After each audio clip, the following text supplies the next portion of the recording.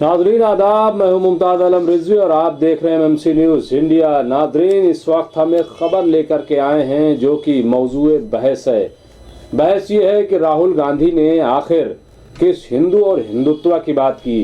राहुल गांधी के इस बयान पर कि हम हिंदू हैं और हिंदुत्व नहीं हैं, इसको लेकर के अब तरह तरह के सवाल खड़े किए जा रहे हैं और राहुल गांधी को कटघरे में खड़ा किया जा रहा है।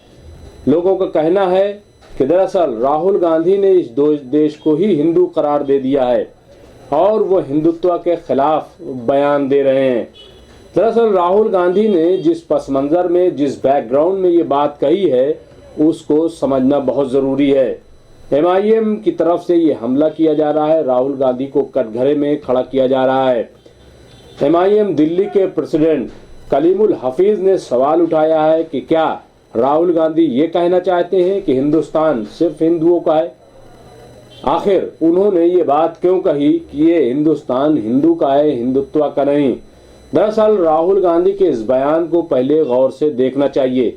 ये बिल्कुल सही बात है, कलीमुल हफीज की बात से इनकार नहीं है कि इस देश में, इस मुल्क में 40% लोग ऐसे हैं जिनका ताल्लुक न तो हिंदू से है न हिंदुत्व से है, लेकिन अक्सरियत हिंदू की है, इससे भी कलीमुल हफीज इनकार नहीं करेंगे। लेकिन दरअसल बीजेपी जिस तरह से हिंदुत्व के नाम पर पोलराइजेशन कर रही है, राहुल गांधी ने उस पर हमला किया था। आपको याद होगा कि सलमान खुर्शीद की जब किताब आई सनराइज और अयोध्या, तो उसमें लफ्ज हिंदुत्व पर हमला किया गया था और कहा गया था कि दरअसल ये हिंदुत्व जो है वो आईएसआईएस के मुतरादिफ है, उसकी तरह है। उन्होंने बोको हराम से हिंदुत्व का एक तरीके से मुआवजा कर दिया था, जिस पर हंगामा खड़ा हो गया था। उसी चीज को स्ट्रांगली राहुल गांधी कह रहे हैं कि दरअसल हम हिंदू हैं, लेकिन गांधीवादी हिंदू हैं, गोडसेवादी हिंदू नहीं है। इस चीज को समझना पड़ेगा किस तरीके से राहुल गांधी ने डिफाइन किया है। मैं राहुल गांधी की हिमायत नहीं कर रहा हूं, मैं राहुल गांधी के बयान की कोई ऐसी तशरीह नहीं पेश कर रहा हूं जिससे ये लगे कि मैं उनकी तर्जुमानी कर रहा हूं, लेकिन हकीकत ये है कि जिस तरीके से हिंदुत्व के नाम पर मुल्क में एक नफरत का माहौल पैदा किया जा रहा है, उसको ज़रूरी था कि एक सही हिंदू जो सनातन धर्म है उसकी तस्वीर सामने पेश की जाए और लोगों को बताया जाए कि असल हिंदुत्व क्या है और बीजेपी जिस हिंदुत्व को पेश कर रही है वो क्या है। आपको मालूम होगा कि हमेशा नर्म दल और गर्म दल रहे।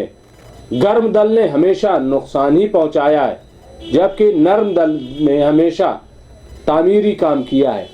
और यही बात है कि अगर नर्म हिंदुत्व की बात हो तो मैं समझता हूं कि इसमें कहीं कोई बुराई नहीं है। कोई भी मजहब हो, कोई भी मुल्क हो, जाहिर है कि वहाँ जो अक्सरियत होती है उसका बोलबाला होता है, और ऐसे में अगर इसकी बात की जाए तो मैं समझता हूँ कोई गलत नहीं है। लेकिन ये कि ऐसे हिंदुत्ववादी की बात की जाए कि जो नफरत फैलाने का काम करते हैं, जो मुल्क को तकसीम करने की बात करते हैं, तो उसकी बहरहाल मुखालफत की जानी चाहिए। तो इस चीज़ को हमें समझना होगा कि राहुल गांधी ने किस पस मंज़र में ये बात कही है। क्या कोई इस बात से इनकार करेगा कि मुल्क की अक्सरियत हिंदुओं की है? शायद नहीं करेगा। और बीजेपी यही चाहती है कि जो हिंदुत्व है, हिंदुत्व के नाम पे जो हिंदू वोट बैंक है, उसको कैसे समेट लिया जाए।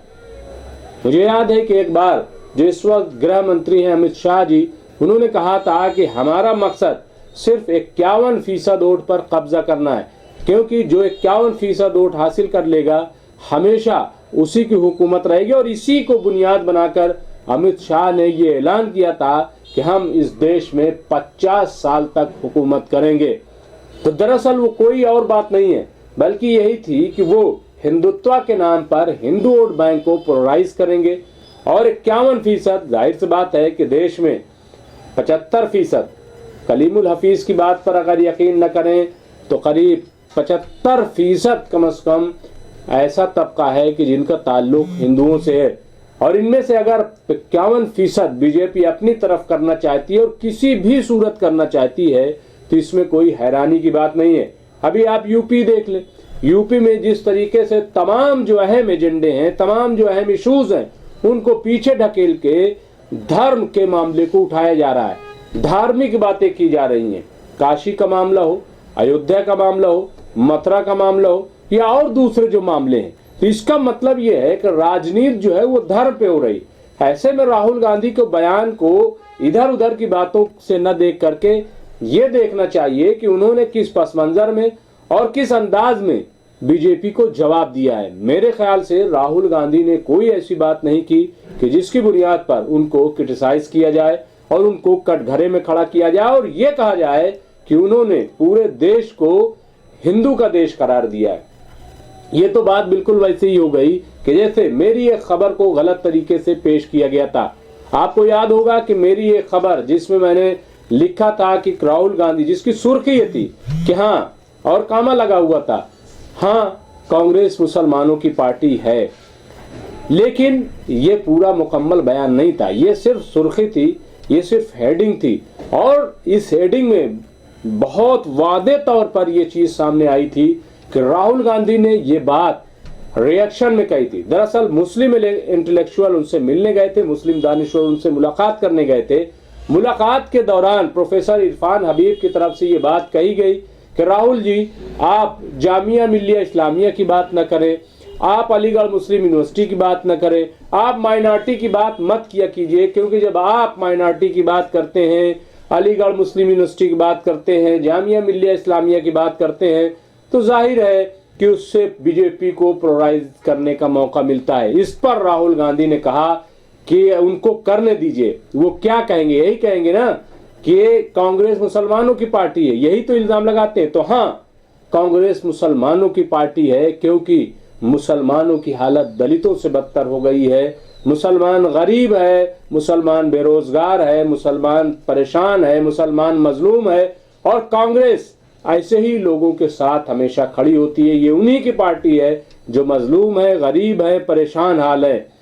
इसी बात को लेकर के पूरा हंगामा खड़ा हो गया था और एक गलत तरीके से कि गोया कांग्रेस ने यह कह दिया कि उसकी पार्टी मुसलमानों की पार्टी है। तो इसी तरीके से अब जब राहुल गांधी ने यह कहा कि ये देश हिंदू का है, हिंदुत्व का नहीं, तो उसको उसी पस मंजर में देखना चाहिए। बहरहाल ये सियासत है और सियासत में कुछ भी मुमकिन है। ये बात अलग है कि नारा ये है कि मोदी है तो मुमकिन है, लेकिन मैं ये कहता हूं कि सियासत है तो मुमकिन है। तो मुझे दीजिए इजाजत और देखते रहिए एमएमसी न्यूज़ इंडिया। शुक्रिया।